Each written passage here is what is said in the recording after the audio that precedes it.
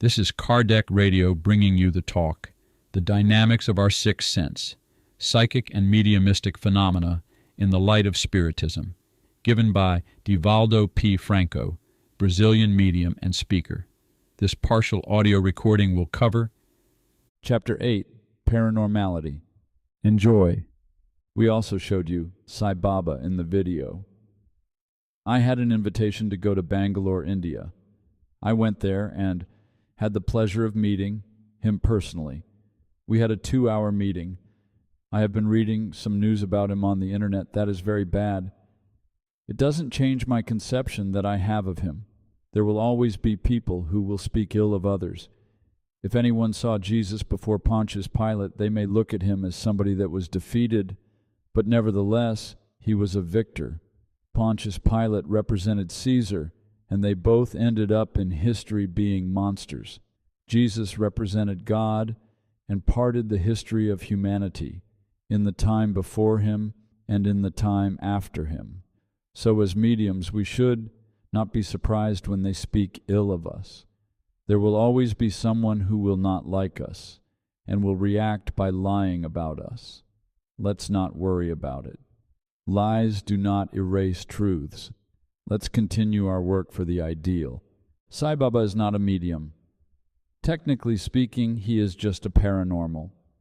We, the mediums, are paranormal. Generically, we can say that the paranormals bear psychic faculties because the phenomena that they produce are parapsychological and occur without the interference of spirits, incarnate or discarnates.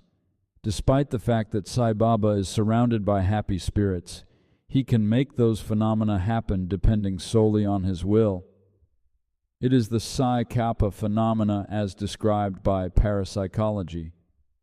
He possesses this energy, this capability that through his own will he can transform things. What can be seen in the video was him removing ashes from a vase that was originally empty. Those ashes are named vibhut. They come with a certain aroma, and they are also therapeutic. I was seated right next to him, and then he asked me, "What do you want from me?" The interpreter was next to me, and I said, "Nothing, Swami." Once again he asked me, "What do you want from me?" He used to give golden watches, golden coins, and valuable objects in front of everyone to see. He usually dresses with a white semi-translucent robe through which you could see his body. So people would ask, "I want a watch, I want a coin." The watches that he provides have no logo that would show who manufactured them. When he asked me for the third time what was it that I wanted, I thought, oh my God, I need to think of something here. So I said, "Ask the Swami that he may bless my mind so I may think properly, that he may bless my mouth so I may speak with dignity, and that he may bless my heart so I may live with honor." Sai Baba then said, "Blessings, blessings, blessings. Now what do you want from me?" I said, "I don't want anything."